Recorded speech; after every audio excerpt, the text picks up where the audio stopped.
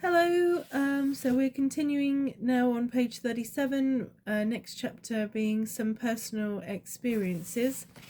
This is the projection of the astral body by Sylvan, Muldoon and Hereward, Carrington. Before I start, apologies if you can see my cats or hear my cats. They are purring, so I've just got to try and... Otherwise, we're going to be here all year if I don't. So, as we move on, some personal experiences. I may perhaps conclude this section by giving a brief account of a few attempts of my own, made some many years ago at astral projection.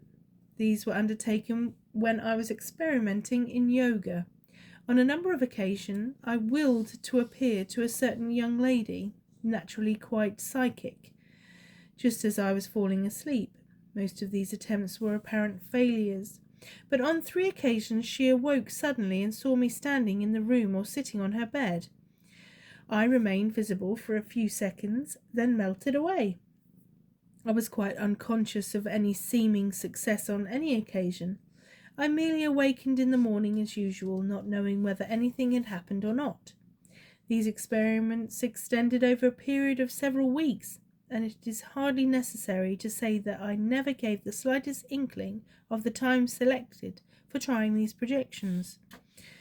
Of course, while these may have been actual unconscious projections, they may also have been purely subjective experiences, perhaps telepathically initiated, but one experience was quite striking and should perhaps be recorded in greater detail.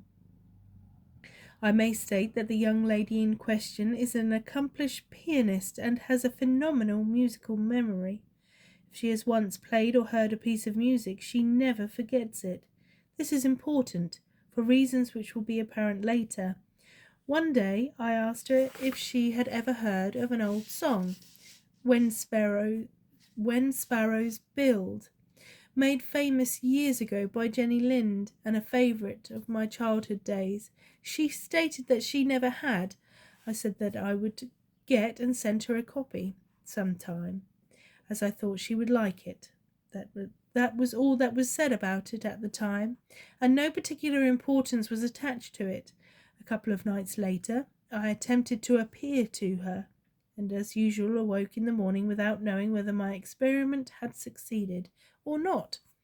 A little later, I received a telephone call, and the young lady in question informed me that I had appeared to her in the night, rather more vividly than usual, and that she had thereupon become seized with the impulse to write automatically, the result being a verse of poetry. That afternoon I was called, was told of the experience, was shown That afternoon I called, was told of the experience, was shown the poetry, and confessed that I received quite a momentary thrill. The poetry consisted of the opening lines of this song, When Sparrows Build, absolutely accurate with the exception of one word. I merely record the above case for what it may be worth, since I can furnish no proof, and the whole incident may have been merely a case of remarkable coincidence. Personally, I doubt that it was. However, I shall not press the point, being content to record it and illustrative of the curious results one is able to obtain while experimenting in this baffling field. As we have seen, other experimenters have had far more striking and convincing results. I must now draw this introduction to a close. It has been my privilege to work with Mr. Muldoon throughout the writing and preparation of this book, and I have added a few footnotes from time to time, and suggested certain experiments which might be tried or certain points which might be covered. Apart from these, the writing of the book has been his work entirely, and I feel that the psychic world owes him a deep debt of gratitude for his self-sacrifice and determination in undertaking the labour involved in writing it. When ill in bed and in great physical pain, I desired to record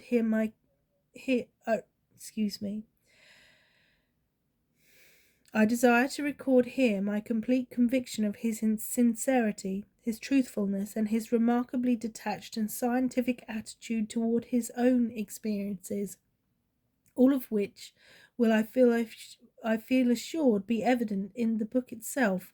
It is a work of the utmost importance, and is just the sort of book for which psychic students the world over have long waited. Signed, Hereward, Carrington. Okay. Page 39. Extracts from Mr. Muldoon's letters. If you are still listening to this, the readings in the continuation of this book in a year's time, I think I might send a pin badge. We've got a long way to go. Extracts from Mr. Muldoon's letters. The following extracts from letters written to me by Mr. Muldoon, containing much interesting material not found in the text of the book itself. They serve to throw an interesting sidelight upon the writer's psychology, and, inasmuch as this is highly important in a case such as this, I feel assured that their inclusion is fully warranted. For this, if for no other reason, it is hardly necessary to say that these extracts have been made with Mr. Muldoon's permission. The phraseology of the writer, as shown in these letters, as well as in parts of the book itself, is also of interest, and will serve as a further indication of his inner self. These letters were, of course, written to me during the writing and revision of the present book. Signed, Hereward, Carrington. Extracts from letters. Page 39. You ask me if I have ever touched the physical body while in the astral body. No, this is difficult to do. I have tried it, and I find that one cannot keep from interiorizing because of the very close range. Did you ever attend a materialization seance where you tried to hold a spirit from getting back into the cabinet? Well, if you have ever met with that tremendous magnetic pull, you will realize how hard it is to keep from interiorizing when one gets close enough to the physical body to meddle with it. You have asked me, too, if I have ever seen anything while in the astral which I did not know existed, and later verified by seeing it in the physical. Certainly, this is nothing unusual to do, while consciously projected. I have often gone into houses and noted the things, later going in their physical and seeing everything exactly as I saw it in the astral. But when in coincidence I have never had a clairvoyant vision in my life, not one. The only way I was ever able to see astrally was in the astral body. When in the physical body, I couldn't see a spirit if there were 1,000,000 of them in the room. Seeing inside a box would be no problem, and no trouble, although I have never tried to do so, while exteriorized. It has never occurred to me, but I have seen right inside houses, and I have seen people in them, without ever going inside. On a table in the parlour of my home, there stands a little device which is used to beat time for a pupil learning music. A metronome. All one has to do to make this device work is to start the pendulum, and it will click very loudly until the spring runs down. I sleep in a room next to the parlour. The other night I dreamed that I stood very near this device. In the dream I seemed about to start the metronome. No sooner had I dreamed this than I awoke in my physical body. In bed, about 1 second later, the device in the next room started to click, click, click. Now there is no possible way in which that device can itself start. Further, it has stood on the table for months without being used. It seemed that no sooner had I touched it in the dream than I awoke and heard it start clicking in the next room, where it's not for the time element.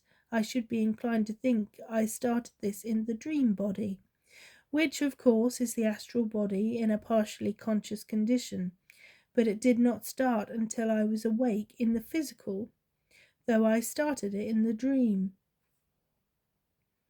an instant before.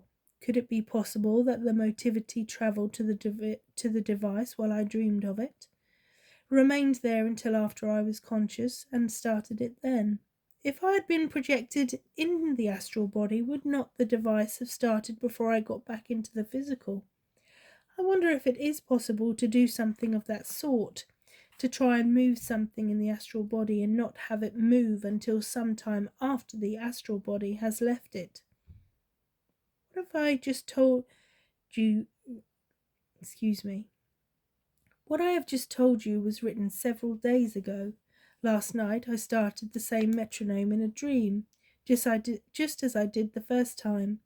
Now I have tried to move things while projected and conscious, but never could. The strange part is that I never made such a suggestion to myself. The dream occurred both times spontaneously. If only I could do this intentionally. What I cannot understand is this: why the device did not start until about 2 seconds after I dreamed of starting it. The metronome is about 15 feet from where I sleep, and there is a wall between, of course, but that doesn't count if it was the dream body which started the thing going.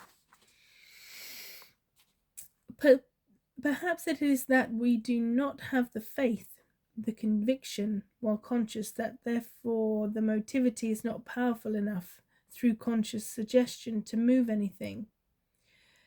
Does not what I have said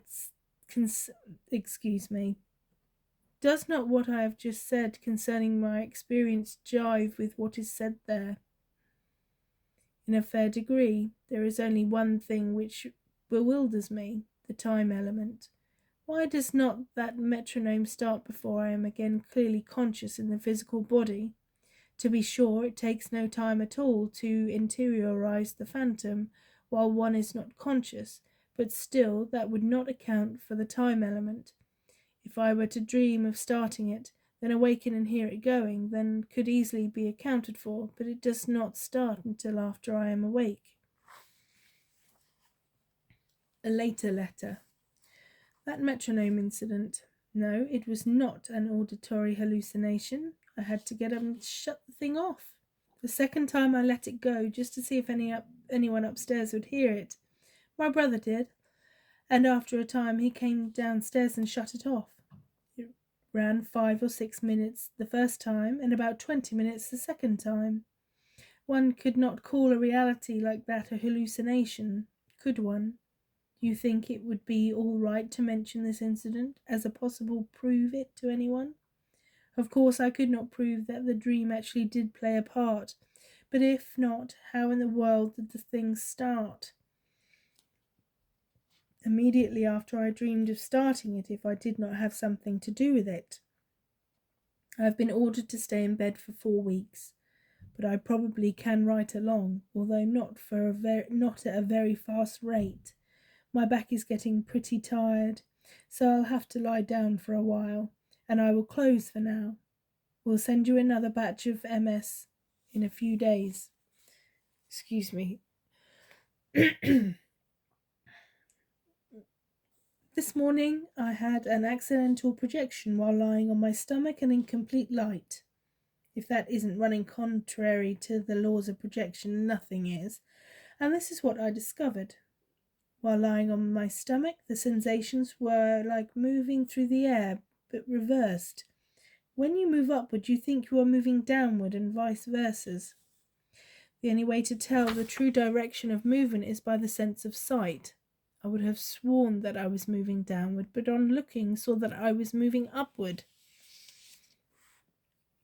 Next letter. A few mornings ago I woke about 6 o'clock and lay awake for about 20 minutes. Then I dozed off to sleep again and dreamed that I was standing on the same spot which I occupied in the metronome dreams, in the instances I told you about before. I dreamed that my mother was sitting in a rocking chair, and she said to me, "Do you know you're dreaming?" I replied, "By gosh, I am, aren't I?" That ended the dream, and it seemed that I had no sooner said, "By gosh, I am," Then I awoke in the physical body in bed. I was not conscious, but unable to move. I was conscious, but unable to move. Could not utter a sound, could not move my eyelids. This condition prevailed for about 3 minutes, and all the time my entire body kept twitching, especially the limbs. Then I suddenly became normal. About 2 seconds later, a loud rap sounded, as if someone had struck the iron of the bed in a blow with a heavy mallet. The noise was so loud that I ducked, as it rather frightened me. Remember, I was perfectly conscious for about 2 seconds before this rap sounded. No one was anywhere near, and this occurred in full light. These physical manifestations are certainly interesting, to me at least, as I never before had experienced such things. But then, neither have I ever tried. These things came about by themselves. You know, there is a belief that materializations cannot take place without a circle. Well, I once saw 3 spirits materialize and walk right round the room and talk. My mother was very ill and had been confined to bed for several weeks. One evening we were alone in the house, she in bed, under the influence of morphine, talking as one under its influence often does. 1 minute she would talk rather sensibly, and the next minute not. Sat in the next room reading, facing the door of her room. Had not been paying much attention to her talk, as I had become used to it. I was reading when suddenly I heard a clatter of voices. One of them I recognized as my grandmother's. I looked up.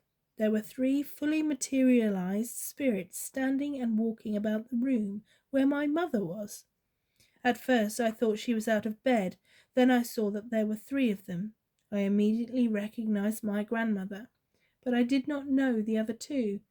For a moment I could not believe this was actual. Then my mother called out, "Sylvan, come here quick. Here are your grandmother, grandfather, and Louise."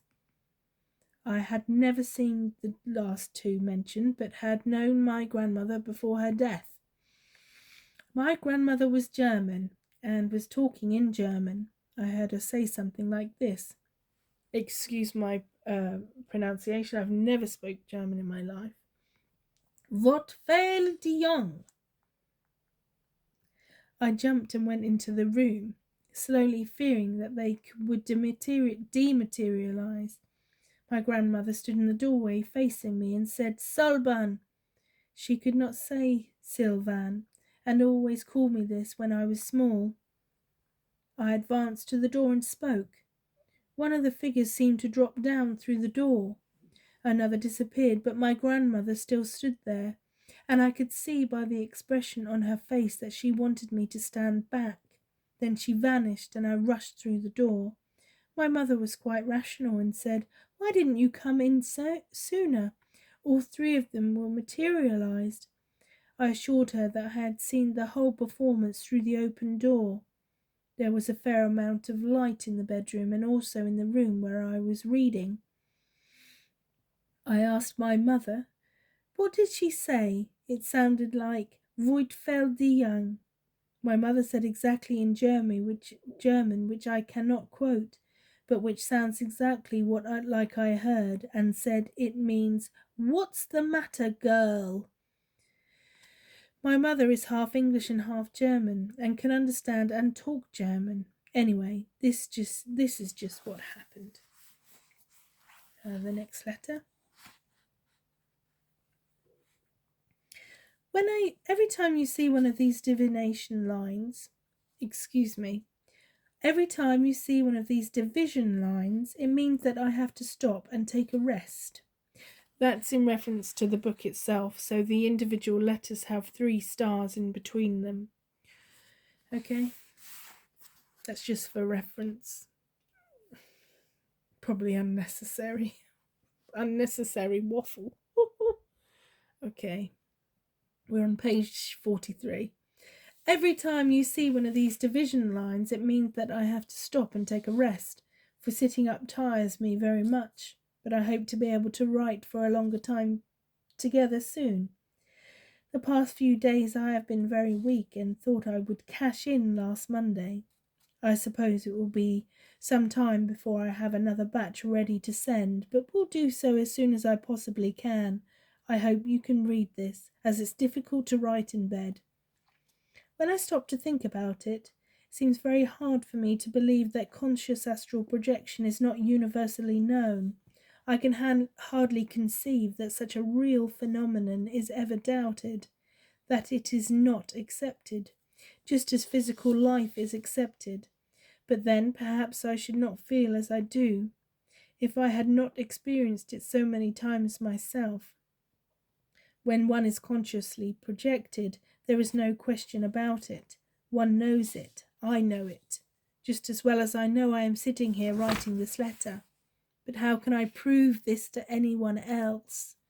I might be told that I am dreaming when I am physically conscious. I could not prove that I am not. It is self-evident. It's a break. I am out of bed and at it again. I wish I could have felt better when I was writing the book, for I probably could have done a better job. As it is, every word was written with reluctance. There's a break. I have never had a conscious out-of-the-body experience when I was not here on the earth plane, just as much as I am right now. I wouldn't know where to look for the higher planes. Curious, indeed, how some astral projectors can get into their higher planes when many spirits on the lower planes assert that they cannot do so. Most projectors who claim to be able to do this are so egotistical that they imagine that they will at once... Excuse me, I've lost a line here. Curious indeed how some astral projectors can get into these higher planes when many spirits on the lower planes assert that they cannot do so. Most projectors who claim to be able to do this are so egotistical that they imagine they will at once wake up after death in some higher plane. I know one near, always telling about her trips in the spirit world, but always telling something which a mere clairvoyant dream would account for.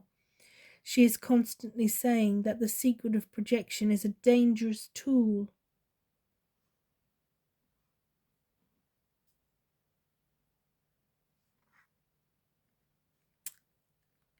She is constantly saying that the secret of projection is a dangerous tool in the hands of the ignorant, so that she will not be pressed for an explanation as to how she does it.